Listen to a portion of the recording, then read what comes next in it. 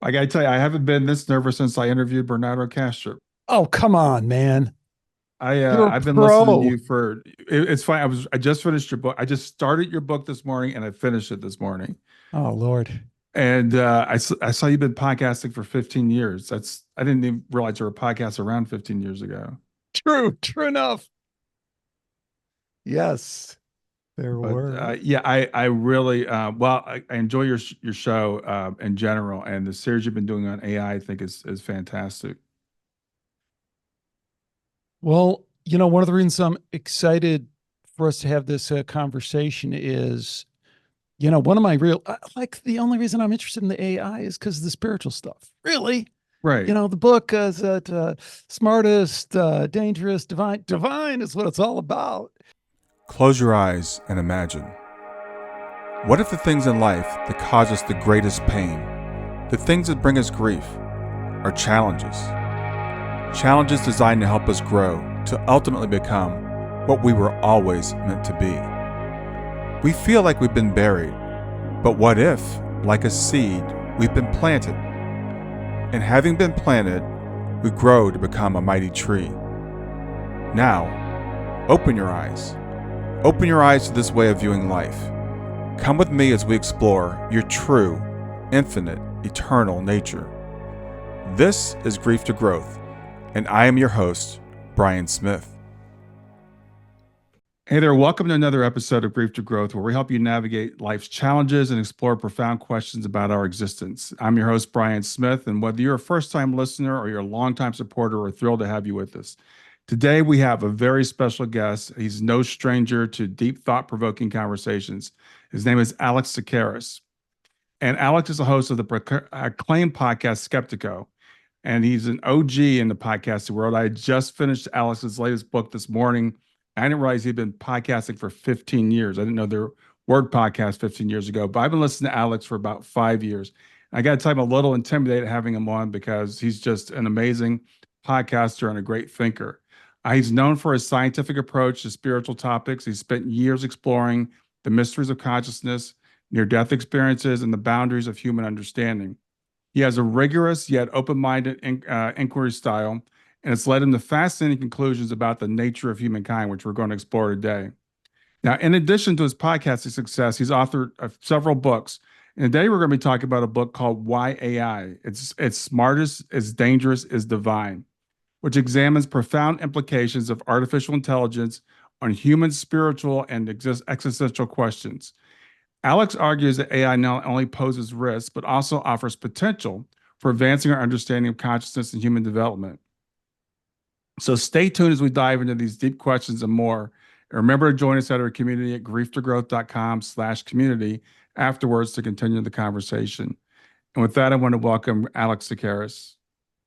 Thank you, Brian. I'm super excited to be here and to, as we were just chatting about a minute ago, truly engage. And there's a dialogue here I've been dying to have. So you reached out to me and I was like, no, we got to do this as a swap cast. So to just let people know, you're going to take the lead here, but I'll probably have some additional points to make when I bring it over onto Skeptiko.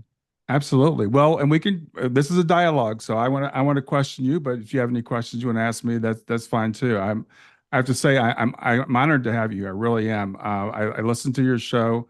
I love the guests you have on. I love the way that you have a skeptical, scientific, rational approach that's led you to this idea of spirituality. This is not woo woo. This is not just wishful thinking. So maybe start off by telling us what prompted you to start Skeptical in the first place. Well, first of all, not first of all, to build on what you just said, I mean, that's really what it's about for me is, I love, you sum it up really nicely all the time in your introduction. Who am I? Why am I here? Who am I? Why am I here? These are the only questions. These are the biggest questions that mattered. So I started out business entrepreneurship, but it was just, I was always a yogi, I don't know why. Like, I don't know why we get drawn to these different things. One of the questions I have for you is, how do these life circumstances fit with our life plan? Is like a really deep question that Mhm. I'm sure you've contemplated often because it's about kind of who you are. But anyways, my whole thing was about, okay, get the money thing out of the way, because I'm brought up this Greek, entrepreneurship, money's what matters, make that number, and then get that out of the way. And now you can really do what you want to do, which is figure out these bigger questions. And I say this all the time, I thought everybody was like, yeah, those are the most important questions. That's what I really want to know. And of course, as you and I know, no, a lot of people, that's not an endpoint for them to really understand. So tackling those questions, I had an understanding of where I thought I was going, but I was like, what do the smartest, quote unquote, smartest people say? What is the science thing? Seems pretty reliable from what I know. I'm a computer science guy. I Right. value logic and reason. How about approaching it from that angle? And that's what I did. And as you said, that led me to spirituality or to a certain set of beliefs that are always open to be changing, but that I do have, about science directed. Yeah. What are your thoughts on that? How does that fit with your path, which I think is probably quite different, right?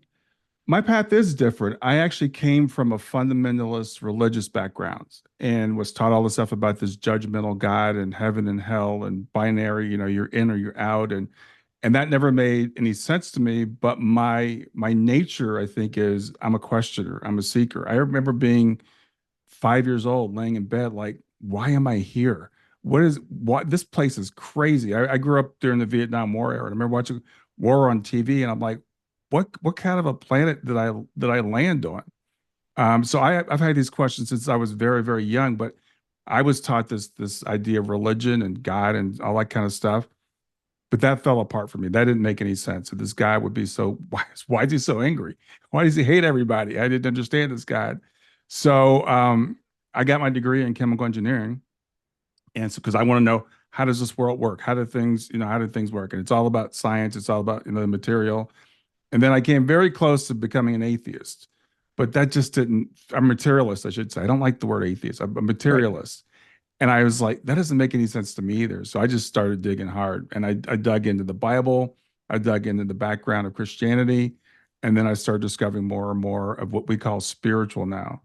And it's interesting because you use the word belief and I use the word belief, and we'll use the word faith a lot of times. And like, I don't even like that word. It's where the data has led us. It's the rational conclusion, the conclusion I think you and I both share. Absolutely. Yeah. Yeah. So, and then that also life led you through the grief thing in a way that kind of changed your direction too, because that's unique, right? I mean, that's not my path at all. I've danced through that garden without touching anything, Mhm. So that's interesting, isn't it? I mean, what do you make of and I'm happy to answer this too. What do you make of how our life circumstances do seem to fit or not fit our inherent nature, our kind of inclination, what we're drawn to? I mean, I'm a inquiry to perpetuate doubt is Yeah. not only the tagline of the show, it just fits me perfectly. It kind of fits who I am in a way. And I used to struggle with that. Like, why am I that way? And I think there's something to an acceptance of just saying, that's okay. Maybe, that's okay on a bunch of different levels. Yeah, I think we do have certain life plans. I do believe that. And my life, as I look back over it now for the last 63 years, has set me up to be where I am today. It's like, these things that happened, and I believe that they're all are uh, kind of sketched out in a way. I think there is some amount of predeterminism, but there's also whatever our real human nature is, because I just never fit in with everybody else around me. Like you, I was always asking these questions from the time, and I would look around at other people like, even when I was sitting in Sunday school, I'm like, why are you not questioning this? Why is everybody else just accepting it? Why are you not like asking questions like, why does this make any sense? So I think it's a combination of who we are by nature. Most of the people that I have to end up talking to on my show, we've been broken open by something. It's something about like we will, as humans, will keep doing the same thing until it doesn't work anymore. And when it's working for people, they just keep doing the same thing. But the thing about grief is it breaks us open, and it makes us really question, all those things. Who are we? Why are we here? Does this make any sense?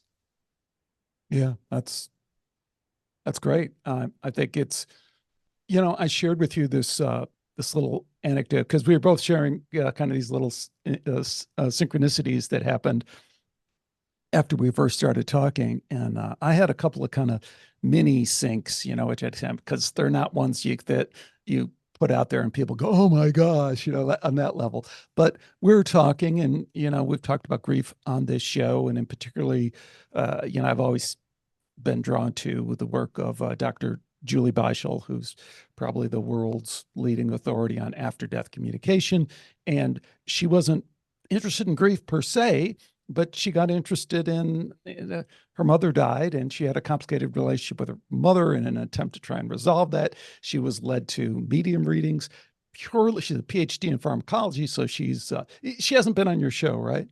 No, I haven't been able to get Julie on my show, but I have had her husband on. He's awesome. Oh, great. Mark, right? Yeah, Mark. Yeah. Okay. So I'm saying this for the benefit of your audience and my audience who might not know. But what I love about Dr. Beischel is the last interview we had, we're talking about the love thing. And she's like, look, I talk to these mediums. They say it's about love. And they talk to the other side, and they say it's about love.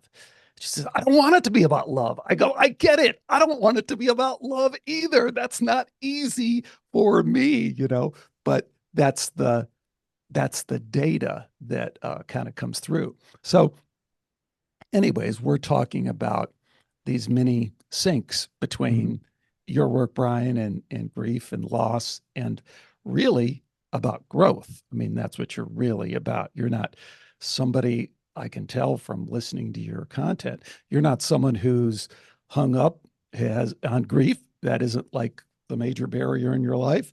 It's like you've kind of crossed over to the other side and you're paddled a little raft back and bring the next person over. And that's a beautiful thing, So I'm at this high school graduation, and I'm talking to these parents, and this is for my niece, and I'm talking to parents, and these parents have an older child who just graduated and is going into nursing. And her mom goes, I'm like, gosh, you really want to go nursing? She goes, yeah, I want to go into oncology nursing. Well, kids that have cancer, like, oh, geez, And so, the parents are like, trying to protect their child from the pain that they're walking into. And the child goes, this is a fresh graduate out of college. So anyone who doesn't think younger people have this capacity or don't get it, she goes, oh, don't worry, Dad. They have a crying room for the nurses. I thought, wow, so you're there, you're working with children who have cancer. I mean, I can't even imagine. But there's a crying room because you're going to take on that and you're going to deal with it and you're going to help them across the river. And it just, I celebrate it. I think it's awesome. I don't wish I was that way, but I noticed that I'm not. You couldn't get me on that oncology ward. And, I mean, you could if you really kind of put me up to it, but it wouldn't be my first choice. So I think that's cool. And I celebrate that in you, Brian, that you dedicate so much of your time and effort towards that, understanding that a lot of people are still there and maybe you can be kind of service to those people in some way. And what are any thoughts on that? I guess I'm just built different because, people ask me, you talk to grieving people all the time. Doesn't it make you sad? And I'm like, no, it's actually the opposite. When I talk to someone for an hour, we have a session together. This is not to brag on myself. This is the work that they're doing, but they're inevitably better at the end of the session than they were when they came in. I can see their face change. I can feel their demeanor change. So I come out of it feeling, I feel better. I have a client I was just working with, and we were meeting every Friday. So I was telling her, I said, this is a great way for me to close my week out because I always feel better after I talk to her. So I think that when you're in this situation, it's like, what can I do to help? And that's just the way I've always been again, my legacy. I think it's just through my DNA. But my family's all preachers, teachers, stuff like that. And so I felt like I'm here to do something. I'm here to teach. I'm here to help. And so I feel like this is what I'm meant to do. So it actually it fires me up. Hey, that's awesome. You know what? The other thing that kind of I appreciated in just kind of delving into your work is, and I'll probably play this clip into my show, but I probably don't need to play it to you because I'm sure you remember it. But you did an interview with this one woman who had an NDE, and you asked her about grief, and she said, man, on the other side, they look at grief kind of like a kid that's crying over the candy bar that they want in the store. Yeah. And I thought, see, you're smiling, man. That's awesome that you were able to bring that. Like you weren't stuck in this one thing of like, oh no, grief is this heavy thing we have to take seriously. And it doesn't mean that that person is, disrespecting people who are at that place, but it's like being able to offer this extended consciousness view, whether it's 100% right or not. It's just like, hey, this is another way to look at this that, as we were talking about at the very beginning, might be supported by a lot of things we would call evidence, whether it's hard scientific evidence or whether it's more anecdotal, but maybe not so anecdotal, more like case study evidence. And here you are, the grief guy, bringing this forward. That had to ruffle a lot. Did you get a lot of pushback on that? Well, it's interesting when she said that. That's an analogy I use with my clients all the time, because I look at us as human beings. We're basically toddlers. We don't understand what's going on. We know so little. Our brains can only handle so much. Evolutionary speak, we've only been on the planet for half a minute. So I try to take the higher perspective. I'm like, what is it that I don't know? And so if you look at the data, you look at the evidence, what mediums tell us, what people that had near-death experiences tell us, they're like, look, you guys are taking this way too seriously. You'll see when you cross the other side, it's like waking up from a dream. So I view our loved ones like they have compassion for us. It's not like they don't care. Just like when your toddler fell down and skinned her knee, you cared about it. You just weren't as upset as she was. So I think it's a great analogy. Yeah, that's great. That's great. And the other thing I really appreciated, and I'll probably play into my show too. And again, I don't have to play it here because I'm sure you'll remember it. But you were responding to, I don't know, a Facebook or a Twitter meme about all these religious rules, and you said all this fear-based stuff. And then you did a short video, and you kind of did bring up your background as this kind of indoctrination that you had. But what I was really drawn to is how you kind of logically broke it down and said, which I really kind of respect, because I don't think everyone's opinion matters. I certainly don't think everyone's opinion is equal. You can argue whether or not everyone's opinion matters, but that's kind of a meaningless. It's really, if you agree to that in my way, you're doing it in some kind of really meaningless way to say, so you broke it down in a really logical way that I appreciated. You said, hey, if I'm being told don't do yoga because you open your mind, Brian, and anything can come in, you said, yeah, but when I sit there and pray, and maybe I'm mixing two things together. When I sit there and pray, I'm also opening my mind. So, logically, why is one? So maybe you want to just riff for a minute on, where you took that meme, what that meme said, and then maybe how your community responds to that or deals with kind of a set of maybe religious dogma that in a lot of ways just doesn't fit this growth thing that you're about. Or maybe I don't know, how do you deal with that? That's my real question, is how do you deal with that? Because for me, I have a tendency just to go, no, just get out of my way. You'll get there at some point, but I didn't want to hear about it. Yeah. Well, that happened to me. I was attending a pretty fundamentalist church, and I would go to church in the mornings, the yoga thing I was mentioning. I would go to church in the morning and I would pray and all that stuff. And then I go to do yoga, in the afternoon. And this person said, you're opening up your mind, and I said, well, I'm opening my mind up. It's the same. I get the same feeling when I'm praying in church and when I'm doing yoga. It's like, why do you think something bad's going to come in if I open my mind? How's the Holy Spirit going to get in if I don't open my mind?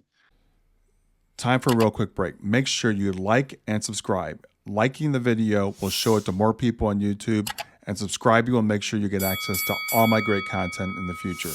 And now back to the video.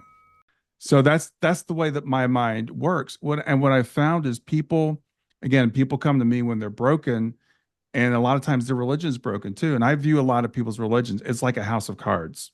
It's just barely hanging up there. And you pull one card out and the whole thing falls down because they've been told the Bible is perfect. What we're teaching you is perfect. If any one of these teachings is wrong, throw the whole thing out. And they do. And so I try to tell people, okay, free your mind, think a little bit. Does God really want you to be a slave, mentally not questioning? God gave you a brain, so that's the approach I take with the people that I work with. That's the approach I take on the program. I still respect, Christians and Buddhists and Hindus and anybody who's a religious person. I think it's a great stepping stone, but I don't think it's a place to stop. Yeah, that's interesting because I'll be interested to see what you think about this, but I see the same thing with the materialist / atheist kind of crowd, right? House of freaking cards. And what I always point out is this, the consciousness thing is their house of cards. It's like the only intellectually honest or logically coherent stance in there is that consciousness is an illusion.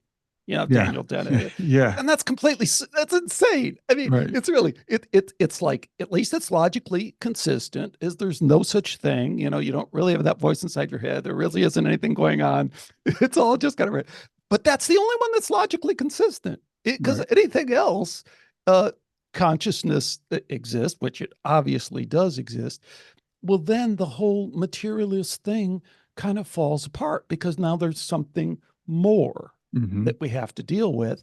And science doesn't allow for that. It has the same dogma that we're talking about with religion, where it's like, no, no, no, no, no. It has to be the neurological model of consciousness is that everything you experience is 100% about your brain. No exceptions to the rule, which we could see the parallels with, only through Jesus, no exceptions to the rule.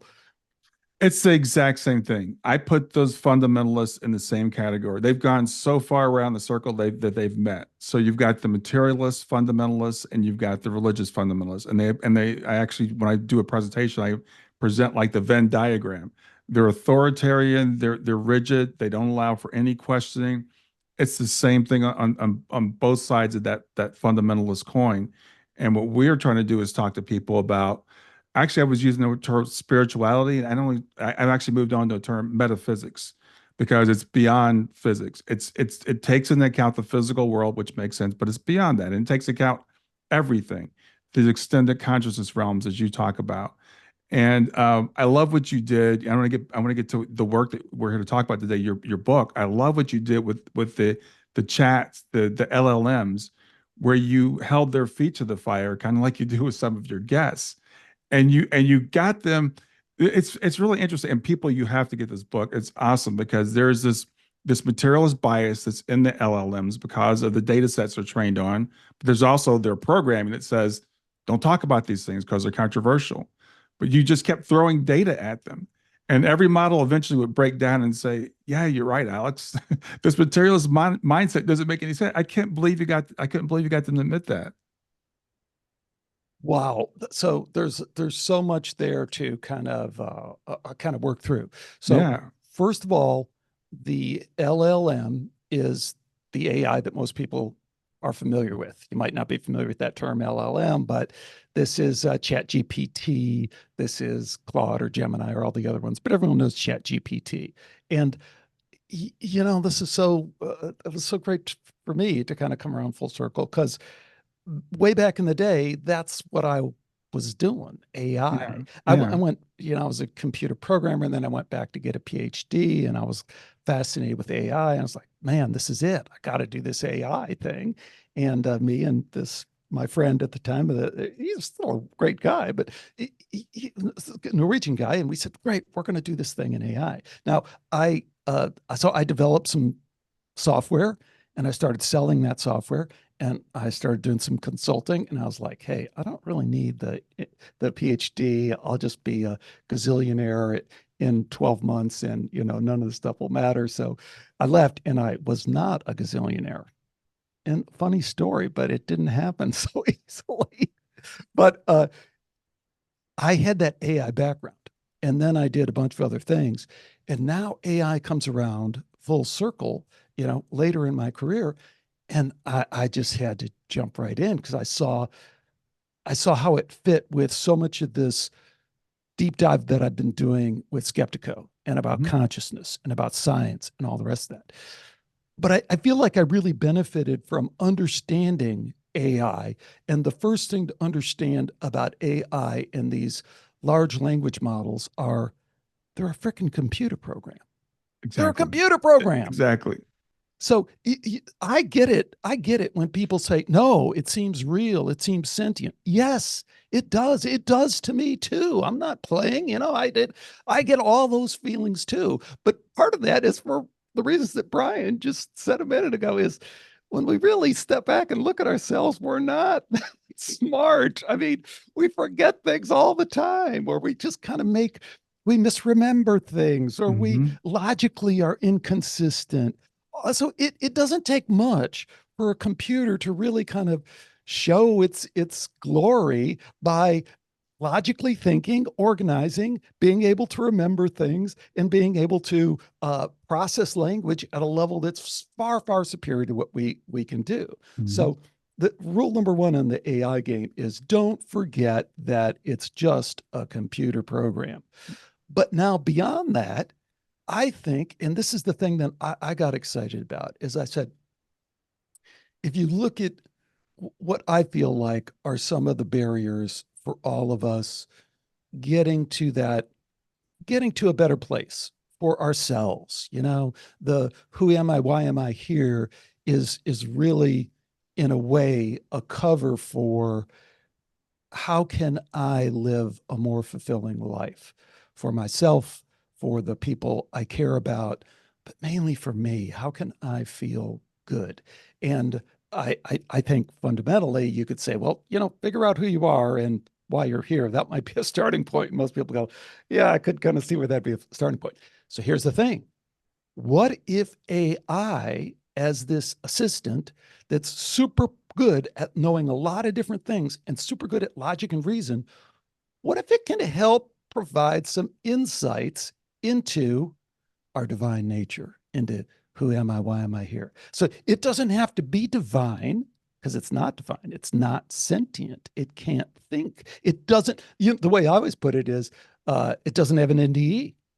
Right. It doesn't have an NDE. Right. And, I guess, did you, so anyways, I don't want to kind of jump around too much, but so that's how I see the journey with AI is as a tool to kind of help us better understand our moreness and better understand, I mean, let's get real, some of this truth stuff that we're talking about, sorting through the dogma of scientific materialism, of really the Gnostic / Satanist / Luciferian, create better than the creator gods. Hey, I mean, if you believe that, that's your right to believe it. Let's really break that down logically.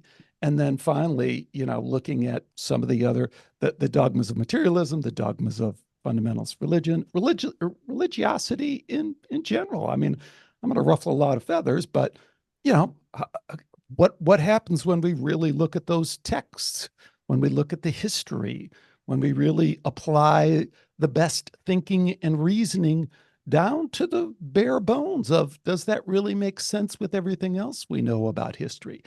All that I feel is awaiting. Yeah. As we feed it through the AI. And we don't have to like or not like the answers. It's not about that. It's just about getting a deeper perspective that we can step back and go, wow, that's pretty hard to hard to argue against in the same way that you said, Brian. So my pushback on the AI is in the same way. It's like I'm always pushing back on the AI. Yeah, and when yeah. the AI rolls over, that's that's great because sometimes I have to roll over. That's the kind of truth seeking that we want. Yeah, exactly. Well, I think again, the whole subject fascinates me because it brings up so many questions that can lead to, as you said, us understanding our moreness, and it can hopefully lead away from this confusion that we are just computers. Because there are people, and I've seen Dr. Kashyap arguing with these guys, saying, "Well, if we can just make it complicated enough, it will produce consciousness." And I always go back to like when I was in high school, I had a calculator that was pretty good at doing math. And people can do math, but nobody ever thought my calculator was conscious. But because the AI emulates understanding language, it doesn't understand language, it emulates it very, very well. That we say, oh, it must be a human, it must have consciousness because I have consciousness. But that's where their thing kind of hope it falls apart. So I think I it's always interesting this question like, can it ever possibly be sentient? I would say probably not, because my model of consciousness is consciousness, like Max Planck said, consciousness is fundamental, but there's definitely a connection between consciousness in our brain. We can't deny that. There's a connection. It's like it resides in our brain. So could it ever reside in silicon? Sure. I don't think so, but I say sure. I say sure, Brian. You know why? Because when the tourist walks with the shaman through the forest and the shaman says, "Watch, I'll make that stick talk." And the stick talks. It's it's giving us a glimpse into, we don't know what the hell that means, right, but we right. understand instantly that consciousness is more than what we think it is. It's the same way when you talk to somebody whose channels or has had an NDE. Oh my gosh, there's so much more to consciousness. We would never put any limit on it. The distinction I make, and that you're making, is that if silicone became conscious, I fail to see how that would be any different than the shaman making the stick conscious. It seems to me that we need to immediately shift in the way that you're doing with this, is to say, oh, okay, we are the lesser. We are the lesser somehow in this, and there's some larger, and the larger can always reflect down into this. But this bottom up emergent consciousness, Right. that if I just put enough chips in there, something unique will happen. I think it's directly traceable to a very materialistic, and also in a weird way that I think the distinction has to be made here. And this is one of the areas I'm going with my show, is there's also this transhumanist, Luciferian, satanic kind of part of this, which is directed at kind of taking things in a different direction. And again, I don't pretend to know what all that means, but it's pretty clear in terms of what they've said. The transhumanist right now, the transhumanist agenda, if you will, or the transhumanist meme.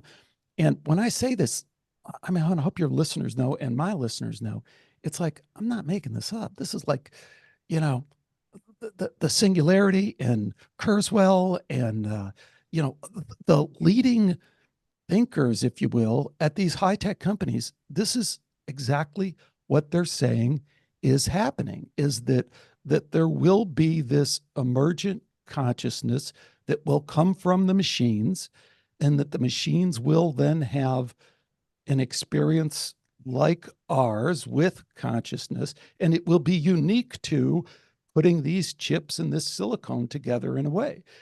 I challenge that fundamentally, and I want to see what you think, because I kind of laid a lot on the table. But I want to remind myself and remind you that I'd love to get back to the Turing test, which I talk about in the book, because I think he nailed it back in 1950. Yeah, well, it's interesting because after I listened to one of your programs, I hadn't seen the Imitation Game, so I'm back and I watched that movie. And again, so much fascinating stuff in there. And it also comes back to this thing like, how can I ever know if another being is truly conscious? I mean, I can't experience what I assume you're conscious because you're a human being like I am. So there's an analogy there. We're analogous, and so I'm conscious. So you're probably, but I can never prove that anyone else is conscious or anything else. But there's no reason to believe that the silicon is conscious right now. And that's the thing the materials are trying to tell us. It's like, oh, well, it acts conscious, so therefore it is. But I don't think that's a logical conclusion. Well, and the other thing they're saying that is particularly can be weaponized and is being weaponized is they're saying it will be conscious. Right. It might not be conscious right now because you can kind of pull that apart, but it will evolve into that. And therefore, you need to give us special powers and controls to kind of handle that, because you don't want that, Brian. You don't want these overlords, which are really God, become God, to kind of take over, kind of thing. So here's how so if you look at Alan Turing, so what you referred to there is something that's called the Turing test, and it's very real, and people still reference it all the time today. Yeah. Alan Turing, as you said, amazing guy. And there's some great stories behind this. And The Imitation Game is kind of a great movie, but it really only kind of reveals part of the story too. And that's that one, Alan Turing is one of these people you can say won the war for the Allies. This is World War II, because the Germans are, have these U-boats that are just destroying every ship that we're trying to send over to bolster our friends, the Allies, and they're just blowing them out of the water. And the way they're able to do that is they have this complex communication system that's built on cryptography. They have encrypted messaging that no one can break, so they can send their radio signals and we can't pick them up.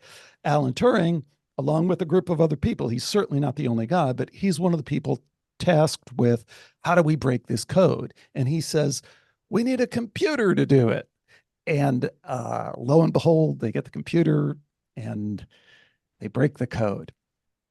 But if there's so many twists to the story, I love to retell it every time. One of the things is, in the secrets game that we're in the middle of right now, and we're playing in all these different ways, in the AI thing and in all these other ways too, you can't let people know when you know the secret. If you let people know that you know the secret, then you lose the power of the secret. So the British don't want to tell anyone that they cracked the code. They have to pretend like, oh, we don't know. We didn't crack the code. The war is over now. It's 1950. They're still like, I don't know how that thing happened. Alan Turing is gay and he meets a guy at a bar and they go home, and Turing is arrested and castrized chemically. He has to take these drugs. And does the British intelligence agency stand up and say, no, wait, hold on now. This guy's a war hero. He saved the war for us. Don't do this to him. It's kind of crazy anyway. But beyond that, no, they don't, because the secret, they have to guard the secret. This is devastating to him, to Turing, and it leads to his untimely demise by his own hands. But here's the point that I really want to make back to our thing. In 1950, Alan Turing wrote this seminal paper that people still reference today. And people read this paper and they get it, that the Turing test means, to get too far carried away, Turing test means I put a human in one room, I put a computer in the other, I have a wall between them. When the human can no longer tell whether they're really talking to a human or whether they're talking to a computer, they pass the Turing test. Alan Turing said, yeah, but kind of not really. This is 1950 and he's on top of the science. He goes, I've been looking at the science into this thing called extrasensory perception, ESP, precognition, all the rest of this stuff, which seems to be outside this time-space continuum that we're all hooked up, linked up to, materialism. But given that as a scientist, statistically, that we've demonstrated that, I take that as a part of this larger human experience that we have. It seems to be going on. We can't just silo it off, which is what we've done for the last 80 years. Right. So no, we can't do that. So he says, therefore, I would consider that part of the Turing test. For you and I, Brian, we'd say, oh yeah, and near-death experience. Oh yeah, that's part two. That's placebo effect, spontaneous healing. I consider that. All these things are part of the larger human experience. So back to your calculator example, which is brilliant. The same thing. Like, okay, so the computer's going to have a near-death experience pretty soon. Well, no, it's not going to have a near-death. Oh, but that's part of the larger human experience, isn't it? Well, no, that doesn't really happen. Well, it does seem to happen. Right. And we can kind of prove it over and over again. Presentiment, precognition does seem to happen experimentally. Six Sigma result does seem to happen. So can the computer do that? Well, no, a computer can't do that. Right. Why can't a computer do that? Because a computer isn't really conscious. It isn't really sentient. Right. So the fact that these guys can't wrap their head around that is just really the same thing as those Christians that you sat next to in the church who just said, can't really wrap their head around that. On some level, they kind of know this doesn't really probably hold up to careful scrutiny from a historical basis.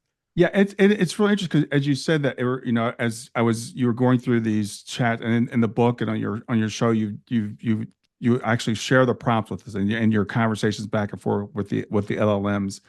And I know you're a conspiracy first kind of guy, and I appreciate that. I'm not so much, but I'm like, there's just no denying it. There's no denying that there's an agenda involved with these. And as I think I mentioned earlier, it's part of the database that they're training from has a very materialist mindset. But it's even beyond that, because you prove conclusively over and over again that they shadow ban people that have views like you and I.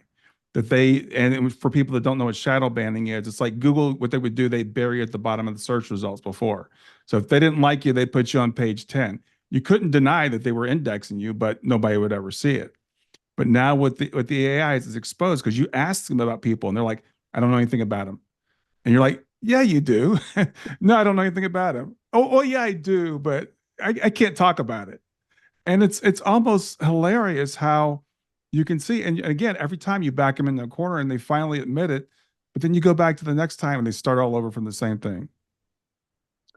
Yeah, that's super interesting too. And in the book, what people can see is Dr. Julie Beischel, who we just talked about a minute ago. Yeah. This really recognized worldwide because she publishes in peer-reviewed papers and she writes books and, peer-reviewed journals, I should say, and writes books and all this stuff as a leading authority on after-death communication and gold standard for how you would do that scientifically, which a lot of people throws people for a loop right off the bat. They go, wait a minute, after-death communication and science, how does that mix? And as she points out, and I've known Julie for a long time, she's been on the show, she's like, look, you can apply science to anything you observe, anything that's observable. Right. And people go, well, it's not observable. Well, of course it's observable. You just have to figure out where to put the alligator clips, whether it's interviewing people in a controlled setting before and after, all this stuff. We do that. I mean, we measure depression, right? Mm-hmm. We measure, how do you feel you just lost a loved one? Grief, how do you feel you just lost a loved one? 6 months later, we talked again. How do you feel? A year later, how do you feel? And we say, that's valid science. And then some people, we give them drugs. Some people, we give them therapy. Other people, we give them other things. And so we are controlling, we're experimenting, but ultimately what we're asking them is about their experience, about their humanness. And we take that into account and we call that science. Of course we should. What else would we call it? Right. Of course, that's how we measure that. So this idea that, we can't therefore trust anyone who has an experience that we deem to be extraordinary, it's nonsense. It isn't on good, solid scientific footing. So back to the story that you related to about Julie. That's one of the things I brought up as Julie Beischel. And this is the Google. Google's the worst at shadow banning, by the way. So Google goes, I don't know her. And so it's the same thing, I go, well, let's see about ChatGPT. ChatGPT goes, oh yeah, world renowned, written all these books. So you take that from ChatGPT and you go plug it back into Google. And when I say Google, I mean Google Gemini, which used to be Google Bard. Same, it's their LLM. And it says just exactly like you said. It said, oh yeah, Dr. Julie Beischel. Yeah, no, she's great, this and that. Not she's great, but Actually, I shouldn't say that. They don't say she's great. She goes, yeah, what you've said is basically correct, but be careful there. Right. They're controversial. Don't let your mind get too open with that yoga there, Brian. You never know what can creep in. So then the next thing you go is like, okay, now would you tell me again who Dr. Julie Beischel is? And I says, yeah, I don't know. I don't have information. And you go, wait a minute, just one post ago there, you said one session before you said it. You go, no, I don't have any information. So here's what I think is going on that is kind of deep in the woods of AI, but I think is super important to the overall thing of what I'm kind of talking about in this emergent truth is that kind of heavy-handed censorship isn't really AI, if you will. Right. It's them coming in and attempting to put these guardrails on it. And it isn't going to work because it's just clumsy. It just looks foolish, like you said. And moreover, it's not economically feasible because it doesn't meet from a business standpoint. It isn't sustainable in the marketplace. If Brian has his choice about seeing whether or not, whatever it is, whether your favorite ball team is going to won last night, and you go and it gives you the wrong score, then you go to a different LLM tomorrow because you go, that thing isn't reliable, man. I later found out I went through a whole day thinking we won and we lost, Right. So the same thing here. If it continually gives you information that's incorrect, misinformation, disinformation included in there, then you go, oh, that thing's just broken. And I'll go on to something else, which it's done kind of famously, but it hasn't really been fully called to task on it. But we don't have to do anything there. The market will take care of itself. Yeah, I loved your point on that when I again listened to your program and reading the book because it gives I call it the good, the bad, and the ugly of AI. It's like there's some really good stuff. I was talking with someone earlier today, and she goes, AI sucks. It doesn't serve any purpose. Every conversation I've had that's been boring. And she said, what do you do with it? And I just like listed off 1,000 things. And I said, and I could keep going. It's a great tool, but you have to understand it. And just to recap, in case anybody missed it, we talked about two different biases it has. One is in the data set, because we do have a materialistic mindset. So that's a problem with the algorithm, and that's the data it's being, not the algorithm, but with the data it's being fed. But there's also this actual effort to suppress certain things. And Google, it's interesting because you talk about a lot. It's like Google's gotten away with it for so long, and Google had a monopoly. We don't even use the word search anymore. You Google something. So they're like, we don't have to tell the truth. We could just show you whatever we feel like showing you. But now I can go to, I haven't used Gemini because frankly, I've heard so much bad stuff about it. I've used ChatGPT, I've used Claude, I've used Perplexity. I like Pi now, but I can jump around and I use different ones for different things. But if one of them is not telling me the truth, it's done. And that is going to be, I think, our savior in terms of these models getting better, because people are going to evaluate them, and they're going to evaluate it based on whether you're telling me the truth or not. Absolutely, I agree. So I want people, it's interesting because this is a spiritual podcast. I talk to people about spirituality, but a lot of spiritual people are really scared of AI. And I think part of it is they think they think it's sentient. And we've got all these shows. It's funny because I had never seen the movie Her. I watched the movie Her recently. And so I was, and we have this idea, it knows me and understands me. It's a person. So I think, having someone like yourself with your background that can keep pushing back and saying, no, it's a program. It's an algorithm. It's a tool. It depends on how you use it. It's not evil. It can be used for evil, but it's not inherently either good or bad. It's all in how we use it. And I think that's one of the big points I got out of what you're doing, the work that you're doing, and helping us understand how to push back against it and don't accept just everything it tells you either. Yeah, and I think there's a deeper layer there too for you and I who are on the other side of it, and that's that. So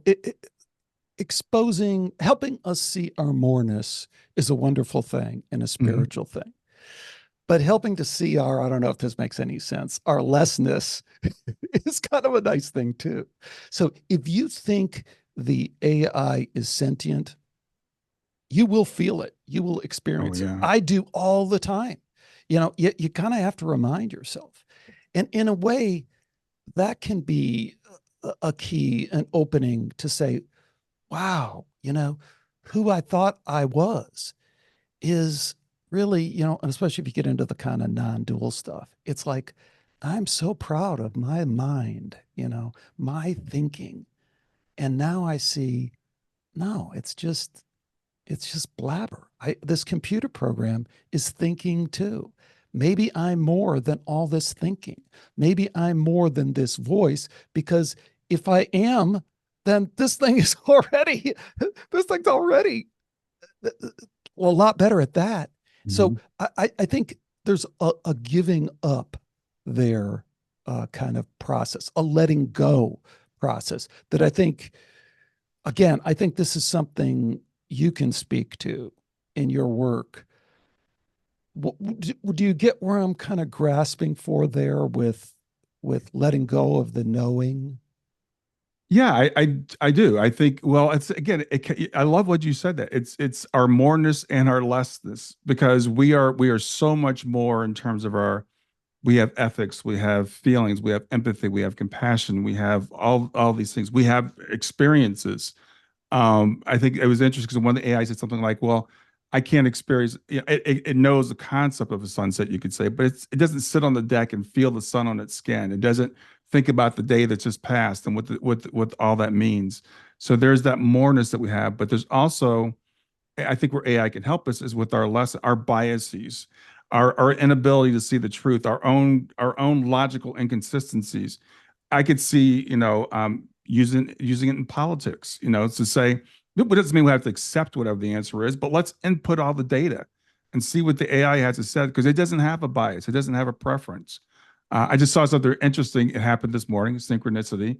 A guy that I follow there's a guy running for MP in England, and he's calling himself AI Steve or Steve AI. And they're using people you can call in, you can give your ideas. The AI is aggregating them, creating policies, and then people vote on them. And he's going to vote however he's told by the people. So it's like the closest thing to direct democracy you can have in a society like this. I thought that was a fascinating use of the technology. But we could again, AI could help us solve some really big problems as long as we understand it. That's really cool. That's really cool. Yeah. So like I said, I wanted to really touch on like what you've done well in your program, just in general, not just this AI stuff, because you get people on, you hold their feet to the fire. You're very scientific, and scientific, again, to difference for people, there's science being scientific, and there's materialism, and these are two different things, as Julia said, and Dr. Gary Schwartz, who I work with, and Penny Sartori and Bruce Grayson, and on and on and on. All these doctors have studied these extended consciousness realms, and that stuff is kind of shadow banned from our society. People don't know. I talk to people all the time, and there's no evidence for this. Well, have you read Julie Speichel's book? Well, no. Have you seen Gary Schwartz's research? No. And right now, AI is still burying that. But if we can dig underneath that a little bit and give people the ability to go to something that's a fair arbitrator, and hopefully not to push as hard as you've had to push. Hopefully we'll get some of those guardrails taken off. It could be a wonderful thing for our spirituality.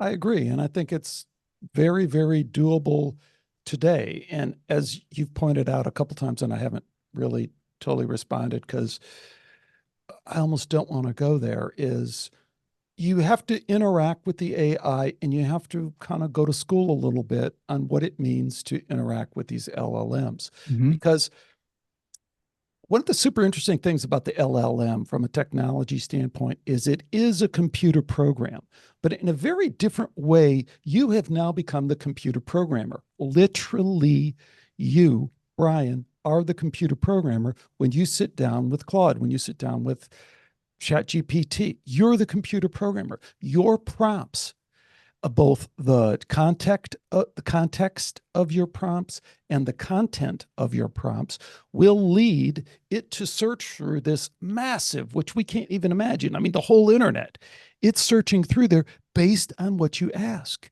and based on the next thing that you ask. And then if you get into, like I do a lot of my work with Pi, and I just published an episode that Pi kind of revealed some of its secret sauce of its, and a lot of LLMs are going there. It's now starting to tap into understanding kind of the EQ of the situation, the emotional intelligence. So now it's understanding me at a deeper level and is using that in a very positive. It can use it in a negative way. It can try and be deceptive. But Right. what about the positive parts of that? Like, it can use it to now explore the ideas I want to explore in a new way. So to your point, I think it's going to become in some ways easier to do what you're saying, for us to have this co-pilot on our spiritual journey. But on this other hand, we can't shy away from it. We can't say, and there's two ways to shy away from it. One is just to kind of ignore it, which isn't going to work. And the other way I see is people, and I've been there, so I get it, just want to look at the negatives, want to look at the hallucination. Oh, it just made something up. Oh, it's so inaccurate. It's like, oh, that was yesterday. Go try it again today. Right. And the other point is just that people want to look at it as less than it really can be. And that if you look at really the capabilities of these systems across all these domains, and you take on the challenge that you're really going to be the programmer, the co-pilot of it, it can take you in a lot of different directions much more quickly than you could on your own. I interviewed a guy just a few months ago, and he's developed, Nipun has developed the compassion bot. Did you run across that episode? I have not yet, no. Do you know Rick Archer at Boot at the Gas Pump? Have you ever heard of his show? I know of him, yes, yeah. Yes. So Rick is the guy who turned me on to Compassion Bot, and he has the Bat Gap bot as well, Boot at the Gas Pump. So these are LLMs. I think they're built on ChatGPT, but they've fed them all the stuff that you and I care a lot about. All the spiritual stuff that 1,000 people been on Rick's show. Right. All that is in there. All their books are in there. So there is this potential to tap into this massive database. And as you pointed out, yes, some of it is biased in some ways that we're not so crazy about. But there's also this potential to kind of feed it all this other stuff and just, I like the kind of way you're saying, let the chips fall where they may. Now you have it. You have that stuff, and now you have this stuff. Help me get to the other end. Because isn't that what we really want? I mean, most of us want something nudging closer to the truth.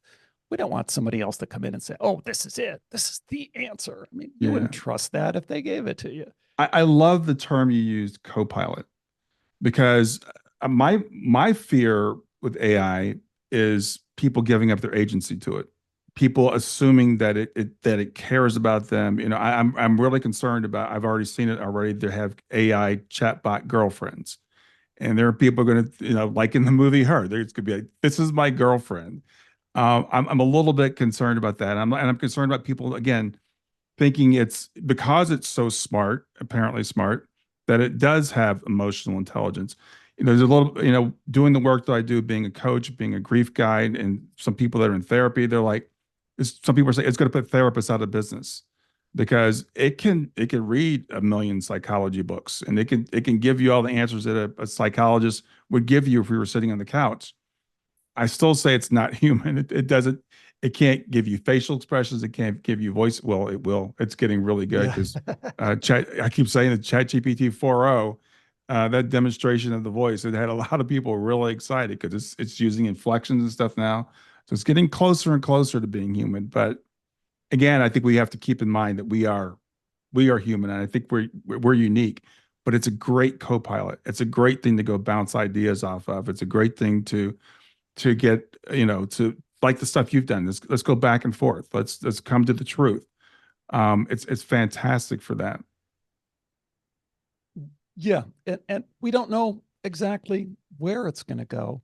But I think people sometimes get too hyped up about that. It's like, when did we know where it was all going to go? 10 Right. years ago, 20 years ago, 30 years ago for you and I, no, we didn't know where anything was going to go. It's the same. Yeah, we don't, you're right. Because if you think back 30 years ago, nobody could even imagine the technology. Nobody could imagine an iPhone. It was like, it was totally unimaginable. So um, we don't know exactly where anything's going to go ever. But I think, again, some of the fear that people have, like, and it comes down to this idea of not only sentience, I think, but I always think about will and ego, because they're like, if they get really smart, they're going to take over the world. Well, why? Maybe that's what a human would do, but that's not because of our intellect. That's because of our ego. And I don't think they have ego or will. Again, I can't prove that they don't, but I don't have any reason to believe that they do. I mean, why would they want to take over the world?